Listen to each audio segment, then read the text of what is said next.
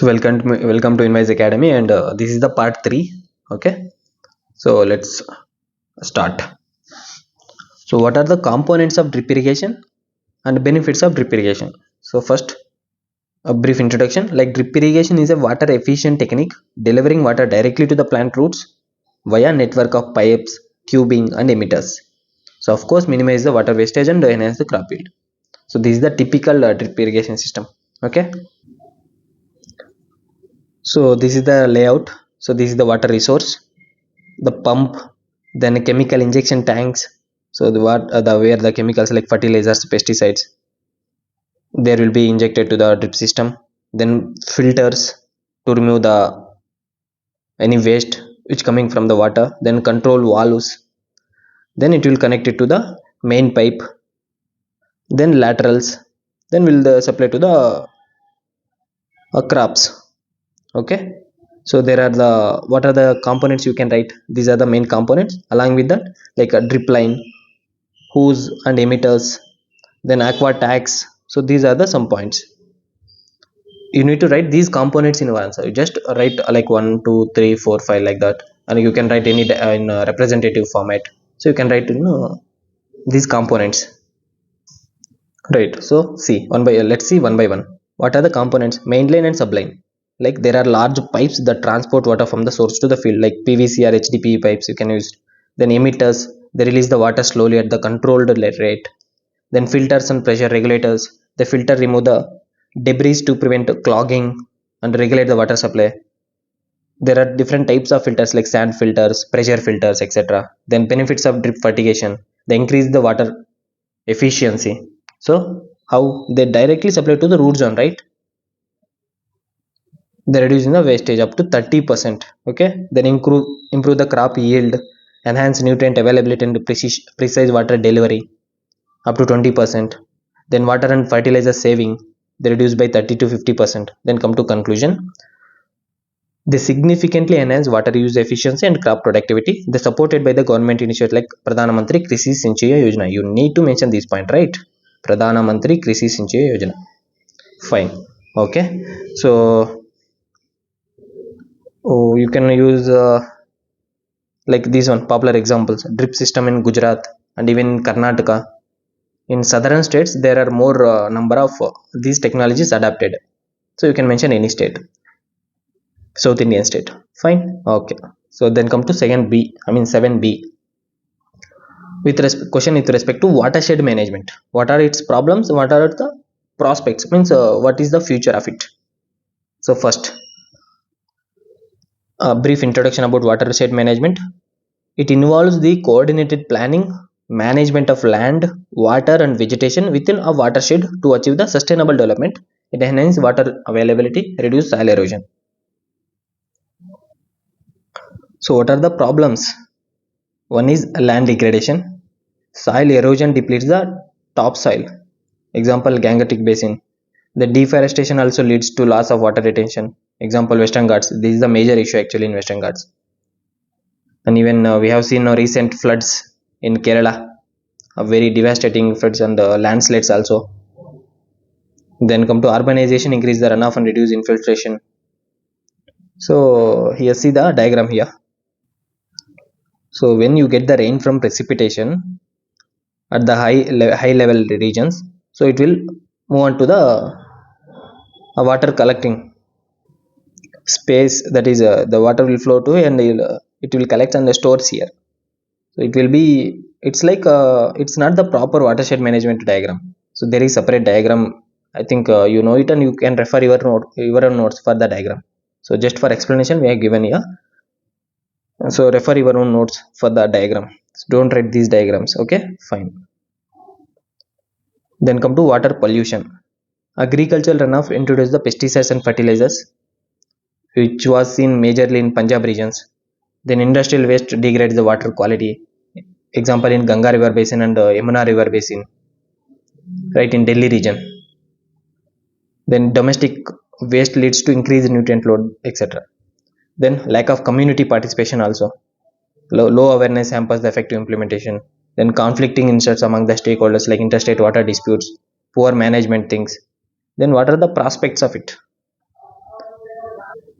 So what are the prospects? One is improve the water resources like effective soil and water conservation technique like rainwater harvesting. Then increase the groundwater research. There is a case study related to Bundelkhand region. Sustainable irrigation practices like drip irrigation. Then enhance the soil health like soil conservation, contour flowing, then organic farming, then agroforestry practices, then community involvement. So local participation ensures the sustainable practices like participatory irrigation management in Andhra Pradesh, like government and also NGOs partnership to enhance the effectiveness, like the watershed programs which was managed by the NABARD. You need to mention the NABARD here. So this is the agency you are looking about the watershed management programs in India. Okay, come to conclusion. The prospects for watershed management are promising with enhanced community involvement and sustainable practices supported by government initiatives like National Watershed Management Project. Effective implementation can lead to improved water and soil health. So additional data, National Watershed Management Project. Okay. So come to the next question. The roles of Agmark and NABARD. So Agmark, Agricultural Marketing, and NABARD, National Bank for Agriculture and Rural Development, by they play a pivotal role in agricultural sector. Agmark ensures quality standards, while NABARD they supports the agriculture and rural development through financing and guidance and refinancing. So actually, it was the main role was refinancing agency NABARD, right? Which is the committee and go and collect, which is the committee and which is the year when NABARD was established in India. Okay, come to the first one. Role of Agmark. So first one is quality assurance. It certifies the quality of agricultural products, ensuring they meet predefined standards like Agmark certification for fruits like apples. Then market regulation. It regulates the market practice and prevents the malpractices as adulteration in agricultural commodities.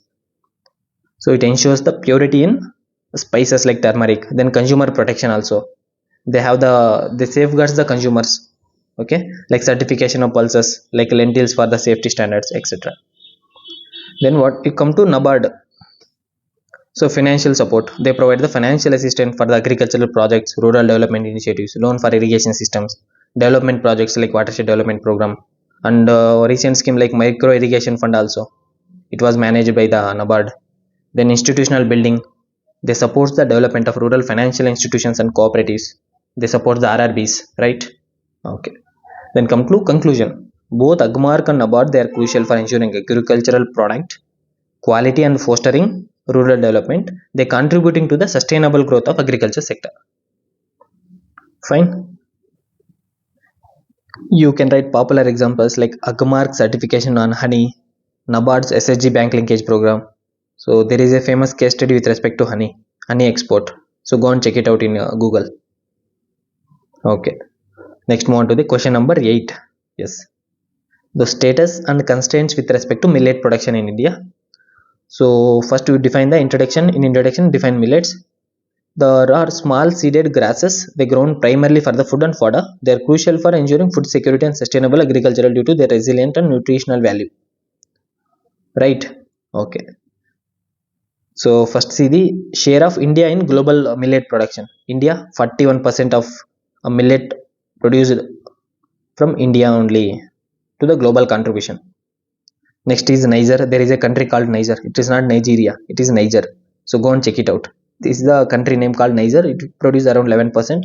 Then China. Then Nigeria. So see, Nigeria. Then Mali. Then others. So we are the largest producers, right? Fine. Then status of millets. Production in area. India is one of the largest producer of millet, covering 30 million hectares annually. And global contribution was 41%. So in that, Parli millet is the dominates in Rajasthan and finger millet in Karnataka. Then come to yield losses. Despite extensive cultivation, millet yields are relatively low compared to major cereals, right? Parli millet yields approximately 1000 to 1200 kg per hectare, while rice yields around 2500 kg per hectare. So same hectare, so rice will give the 2500 and millets will give around 1000 to 1200 kg. So that's why the farmers are not willing to take the millets, right? Then consumption trends. Millets are consumed mainly in traditional diets and are gaining popularity due to their health benefits. Example, ragi and bajra, etc. Then what are the constraints? In millet production, the lack of modern technology, limited use of modern agronomic practices hampers the productivity. Example, traditional methods they dominate, reducing efficiency compared to wheat and rice. Then market access issues. The farmers face challenges in assessing the markets, obtaining fair price for millets. Bajra often faces price volatility due to inadequate procurement systems. Then research and development gaps. Insufficient investment in R&D affects the millet breeding and improvement. Then conclusion, millets hold significant potential for the climate resilient agriculture and improving nutritional security. Government initiatives like National Mission on Millets to address these challenges and promote the millet production. So National Food Security Act also promotes. Though recently the government decided to provide the millet. The various state governments also like Karnataka, they have decided providing a millet meal, okay, to the children through midday meal scheme, and also they will provide the some millets under a PDS system, which is worked under NFSA. So National Mission on Millets. Then what else you can write? So popular examples like ragi, bajra, they widely recognized millet varieties. So also you can write what are the different millets which is cultivated in India in that question. Fine. Okay. So move on to the question number B. So these are the question is asking factors here, right? What are the factors affecting the soil organic matter content and techniques? First, you define soil organic matter, which is a critical component of soil fertility. They composed of decomposed plant and animal materials. They're essential for soil health and productivity. Right. So diagram depicting there is a if the soil has a good organic matter, so it will have the multiple of benefits like a good root development, good microbial interactions, nitrogen fixation, cluster of roots, then mycorrhizal developments. So these are all dependent on the a good organic matter content in the soil. That's what the diagram depicts. You just go through once it. Okay, fine. So come to the answer. What are the factors affecting it? First one is climatic conditions like temperature and precipitation. They influence the soil organic matter decomposition rates. High rainfall areas like Western Ghats, higher SOM due to increased plant growth and litter fall. Then come to soil texture. It affects the SOM accumulation and stability. Like clay soils in Tamil Nadu, they retain the more organic matter compared to sandy soils. And land use and management. Different land use impact the SOM levels differently. Continuous cropping without cover crops, they deplete the SOM faster. Then what are the techniques to improve the soil organic matter? First one, organic amendments, of course, which are all those? Compost, manure, green manure, they enhance the SOM. Application of cow dung in Punjab improves the SOM content. Then cover cropping. Growing cover crops reduces the erosion and adds the organic material. Use of leguminous cover crops like lentil in Maharashtra. Then reduced tillage, minimum tillage practices, they preserve the existing SOM. Conservation tillage in Haryana. Then come to conclusion. Increasing SOM through appropriate techniques can enhance soil fertility and sustainability, aligning with the government initiatives like National Mission on Sustainable Agriculture to promote the soil health. SOM content ranges from 1.1 to 5% in different soils, right? So you can write this data in your introduction itself. The what is the organic matter content in the soil, the percentage of organic matter content. Okay. So what are the popular examples related to organic farming? Vermicomposting, green manure, etc. So next question is role of KVKs in transfer of technologies to end users. Question 8C, role of KVK in transfer of technology to end users, right? So introduction, they are the agricultural extension centers established by the Indian Council of Agriculture Research ICIR to facilitate the transfer of technology to farmers through practical demonstrations and training, right? So you can also mention how many KVKs are there in in India. So in introduction, you can write directly how many these many KVKs are there. This is that their activities like that. Then come to first part of the question, technology transfer. First one, training and workshops. KVKs organize training sessions for farmers to improve agricultural practices. Example, skill development programs and integrated pest management, organic farming, water conservation techniques. So these can be studied. So then one, demonstration plats. They establish demonstration plats to showcase new technologies and practices, trial and yielding crop varieties. Then field visits and consultations.